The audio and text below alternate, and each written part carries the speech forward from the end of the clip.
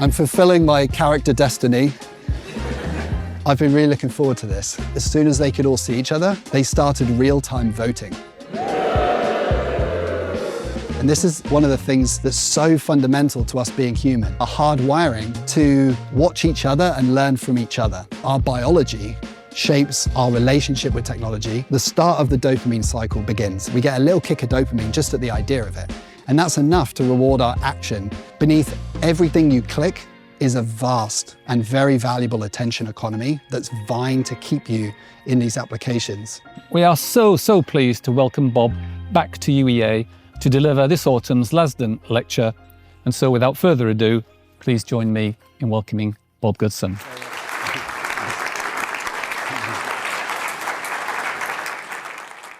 I know at the start of talks, people usually say, please put your phones away. But I'm going to start this one by saying, please all get your phones out. Take a moment to think about your relationship with this device.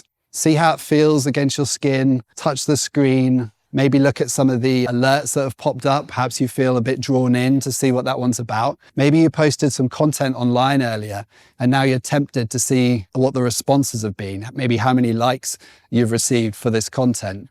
We're going to get the phones out again at the end of this evening.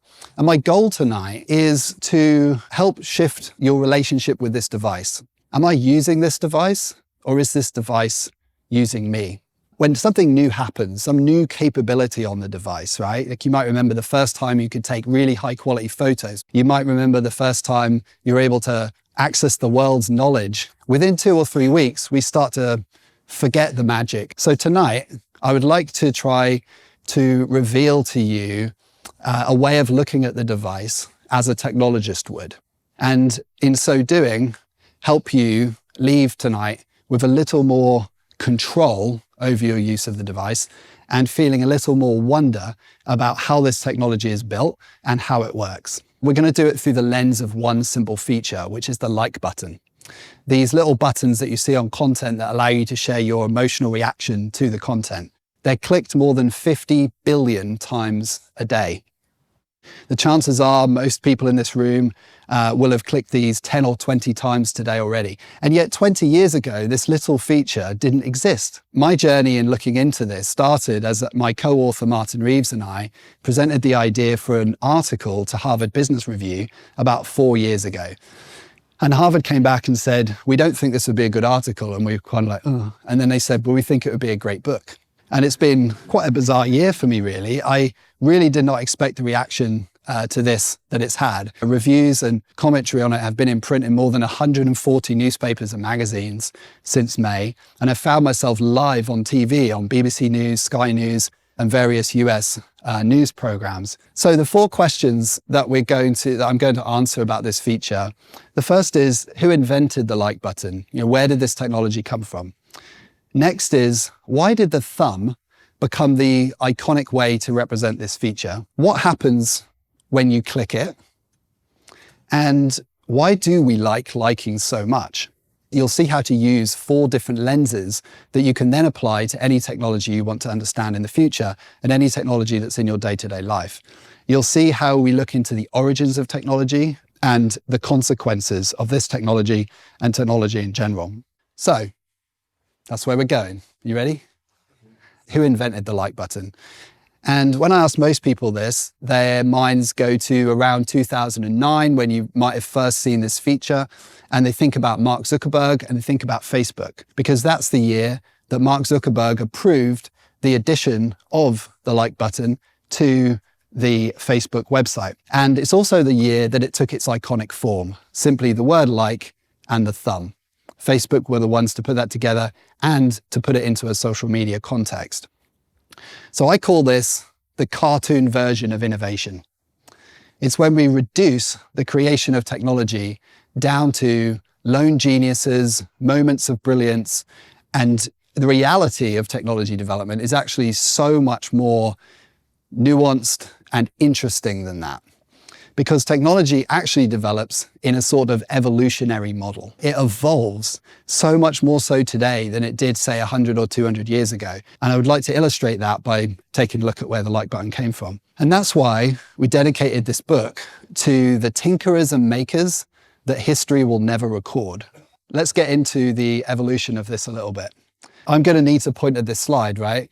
And since you're a home crowd, I feel comfortable sharing something that's troubled me for a number of years, which is that there have been 3 occasions in my life where I've been explaining something to a friend and they've stopped me and gone, could you just stop for a moment? I've just realized you're the kind of guy that would own one of those pointy things that lecturers use. That has happened 3 separate occasions. Do I look like the kind of guy that would own a pointy thing that lecturers... Didn't need to jump to that quite so quickly, Norwich. But anyway, I feel tonight, since I'm giving a lecture at UEA,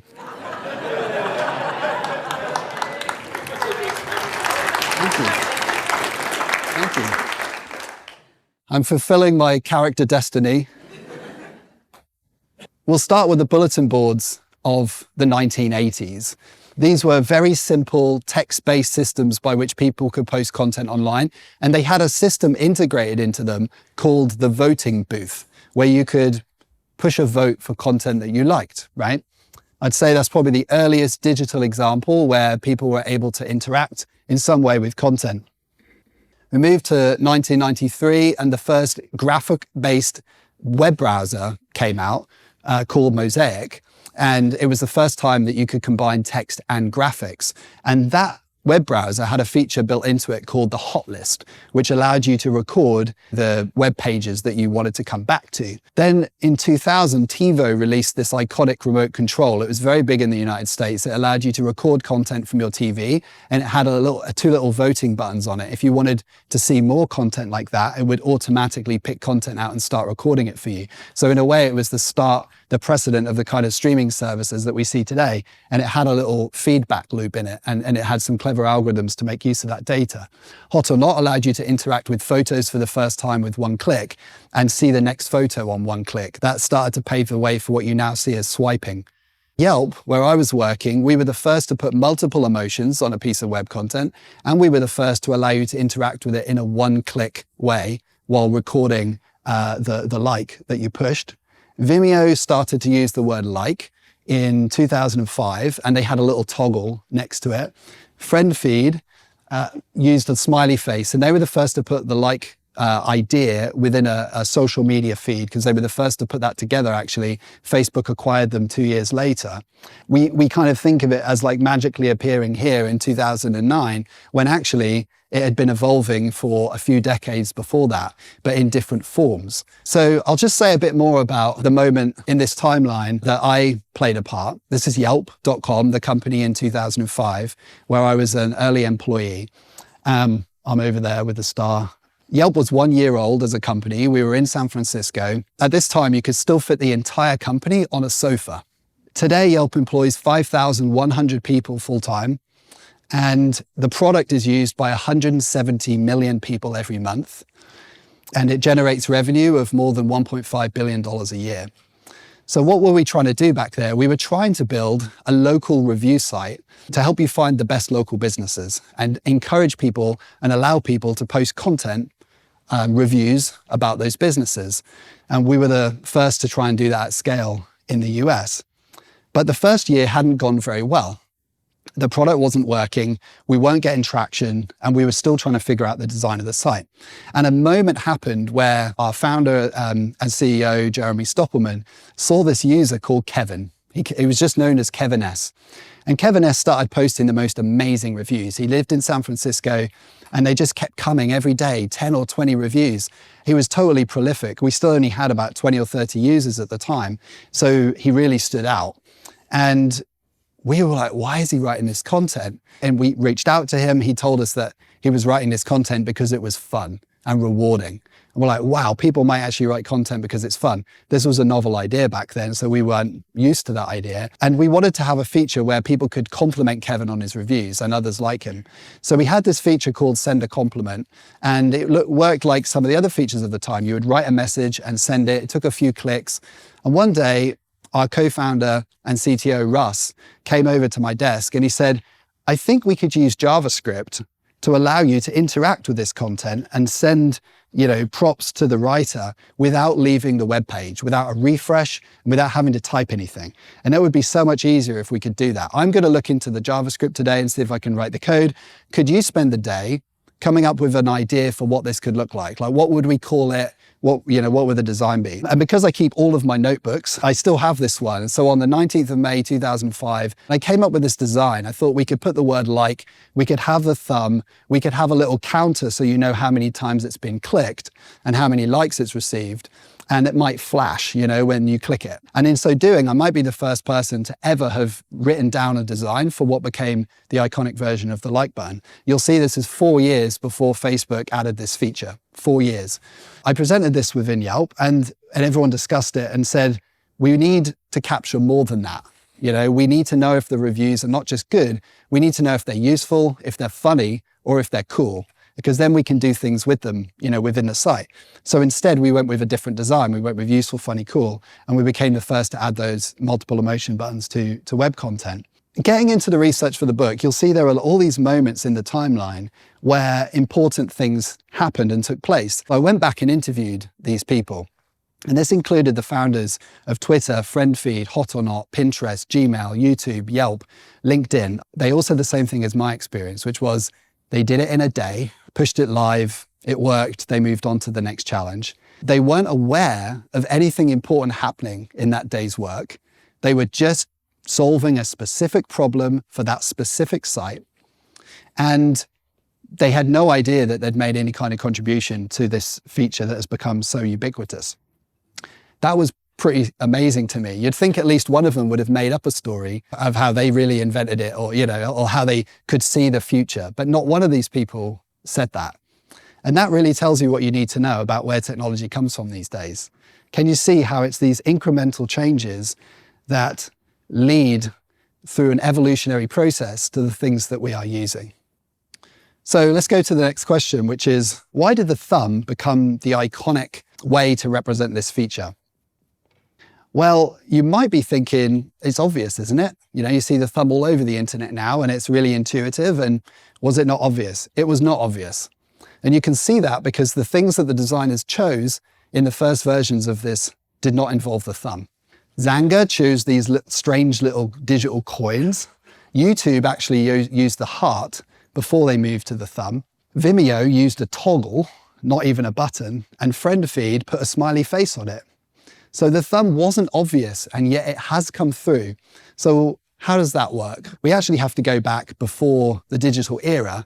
Some of you may recognize the Roman amphitheater is in Pompeii. This is one of the oldest amphitheaters. And as soon as this architecture became available where we could all see each other, in this sort of format, which was available for a lot longer, obviously, people got together in groups. They might have gathered in fields. There was battles where a leader might stand out at the front, right? But you can't see each other. You can see me, I can see you, but you can't see each other. When we gather in these circular architectural places, people could see each other for the first time. And what did they do as soon as they could all see each other? They started real-time voting. And you might start to think about the scenario that I'm alluding to here, which is the gladiatorial battles and the fact that the thumb was used to indicate whether the fallen gladiator should receive mercy or not. How did we get from that behavior in the amphitheaters through to, say, the 17 or 1800s? Well, there was a really important movement in the 1700s where American preachers loved this scene. They loved this idea because it spoke to mercy.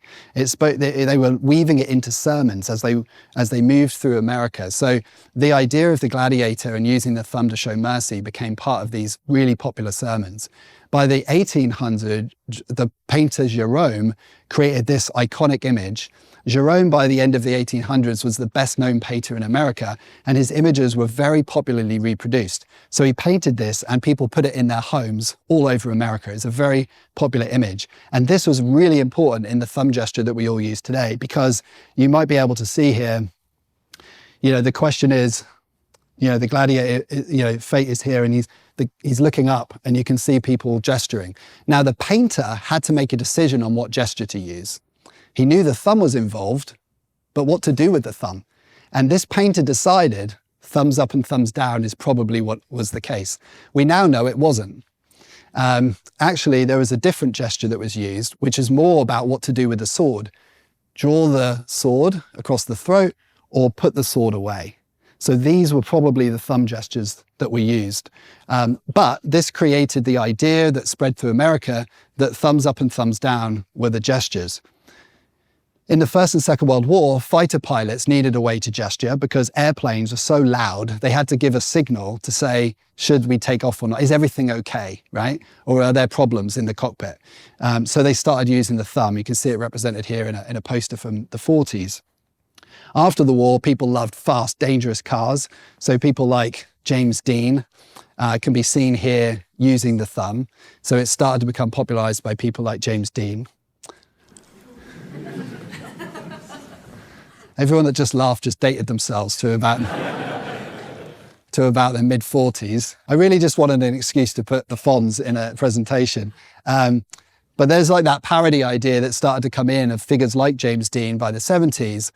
The iconic moment at the end of Terminator 2, they wanted to show that the Terminator had this, had a humanity about him. So as he's being molten into this like molten steel, the last thing he does is turn his thumb up, right? As he's kind of going into the molten steel.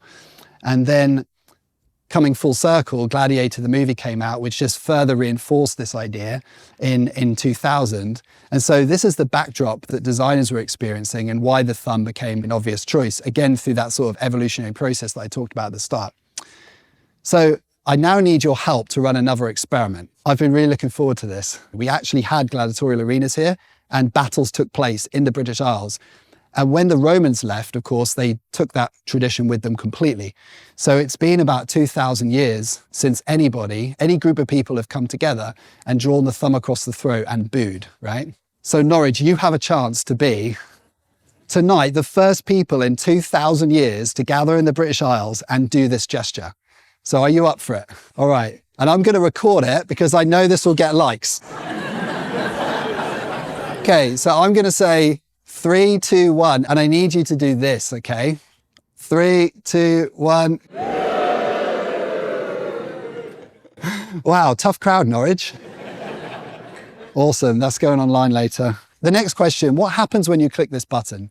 Now, you probably, if you're like most people, you probably think when you tap the button, you're just showing an indication of approval or thanks to the person that added that content. If you're on WhatsApp, it might be a friend. If you're on Facebook or Instagram, you're showing that you liked it, right? And you're just sending that person a little bit of love, a little signal through the app, a bit like sending a message.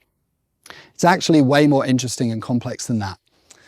So the first thing I would like you to be aware of is that liking is a form of content creation. You are actually creating content when you use this button. You might not think of it that way because you think of posting photos or writing articles as content creation, when actually it is an act of content creation. And I like to call it the atomic unit of user-generated content, because there is no simpler way to create content than this button, right? When you tap it, you're creating content. Can you think of any easier way to create content? And this was important in the history of user-generated content because there was a real problem in the internet back in the early 2000s. There was a massive imbalance. About 95% of people using the internet did not create content at all. This was a problem. And as you know, as designers in the early 2000s, we were thinking about ways to bring people into content creator roles. And so the like button coming out around this era started to bring the barrier down and put people into content creator roles. Now it's effectively flipped where almost everybody who uses the internet does create content and add to the content in some way. There are two things I'd like to comment on. The first is the front end. What happens in the user interface when you tap the button, and then what happens in the back end. The front end is much simpler. It's just, there's a little electrical signal when you touch the screen. The app needs to know where it correlates to the content, and then it just needs to capture that. And then it pushes it to the back end. The back end is where it gets really interesting. By back end, I mean what's processed by the computers that this information is then passed to. And what I'd like to focus on tonight is just letting you know about the like graph. So when you click content, you are helping to form a network that connects you to the other people that posted the content through the ways that people have interacted with it. Why is this important? Because it powers the application's ability to know what to show you next, right? The social media space is about attention. And so if anyone that has an edge on being able to know what to show you next is going to be able to hold your attention. And the like graph is an important piece of functionality in that. So this is an interaction graph, and you can see it's big and quite complex, showing the overlap of how different people have interacted with the content. Now you might look at that and think, is this like a big swathe of a social network, or is it millions of posts? This is one Facebook post. And is it a massively popular one? No, this is a Facebook post that received 25 likes, hundreds of comments, hundreds of likes on the comments. So when you put that together, just one piece of content looks like this in the back end.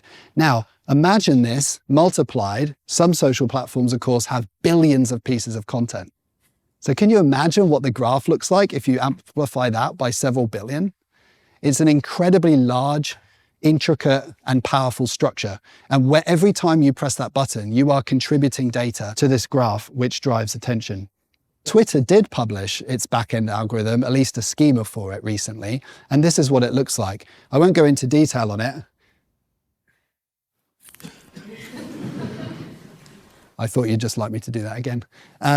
But you can see that the follow graph, the engagement data, which is the graph I just mentioned, and the user data, through a series of steps, directly contributes to what ads you see, who you should follow, and your newsfeed. So what is this battle for your attention worth? I know you probably all have a sense that it's worth a lot, right? But I wanted to try and put some numbers on it for you tonight because it's an incredible scale. And one way I thought to do that is to take one of the social media companies, Meta, currently has a market cap, a market valuation of 1.5 trillion US dollars today. And that's such a large number that it's actually hard to comprehend what $1.5 trillion even means. So I thought I'd put it into some other terms that make it a bit more tangible. I know I can't get my head around a number of that size. So I found that it's the same as the value of all the property in London. You all know what London property costs. I'm not talking central London, I'm talking the entire London region, and I'm not talking just residential property. All the property in London. The entire GDP of Spain, and twice what the US spends on defense. A staggering amount of value is now created and sustained in the battle for your attention, which is why this is such a high stakes game. Again, coming back to this idea of control, I think it's important to understand the stakes that are there, and because it informs our decisions about which companies to bring into our lives and which applications to use. Okay, so the final question is, why do we like liking so much? The dopamine cycle.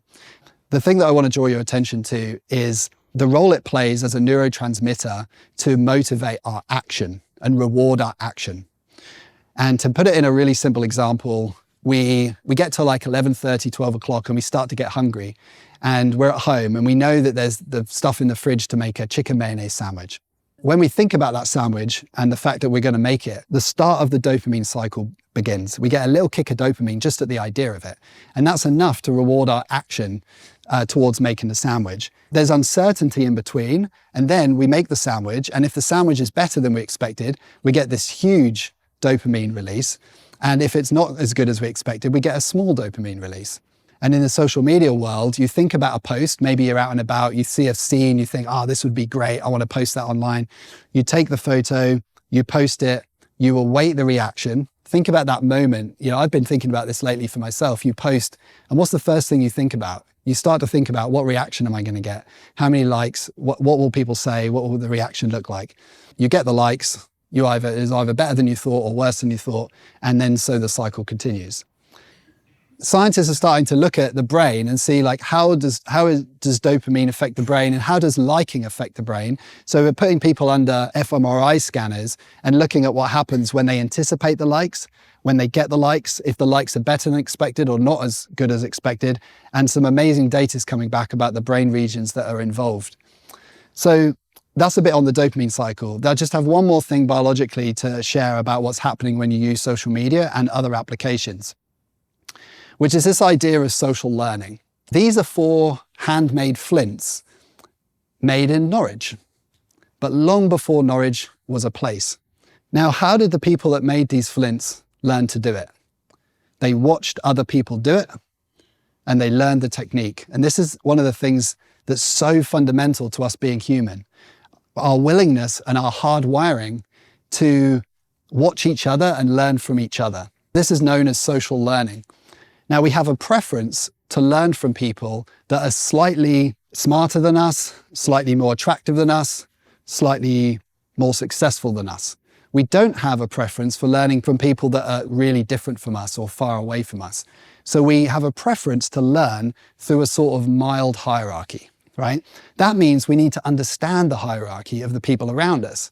And we've become very adept at doing that over hundreds of thousands of years by watching for signals and cues of how people around us interact in the real world. Well, what social media has done, again, no one planned this, but it has, through an evolutionary process, it's tapped into our desire to know where we sit in a hierarchy.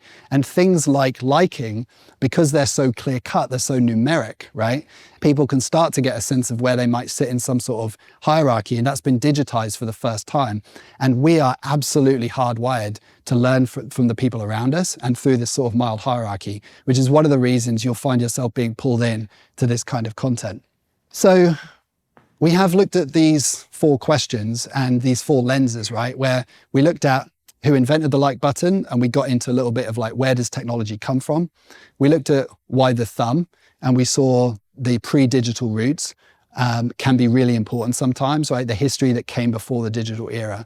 We looked at what happens when you click, and we talked about the massive incentives that companies have beneath these interfaces that we use. And we looked at the question of why we like liking so much, both the effects and the consequences. And there are 4 insights that I just like to share with you at the end here. So we saw that innovation is an evolutionary process, not the work of lone geniuses. And this is increasingly the case as technology development becomes bigger and more complex. The pre-digital history massively informs the design of the things we use and the features and the language that we use. Beneath everything you click is a vast and very valuable attention economy that's vying to keep you in these applications. And we saw that our biology shapes our relationship with technology and the way that it works. I hope that was useful, and I hope that next time you take out your phone, you can do so with a little bit more control and a little bit more wonder. Thank you.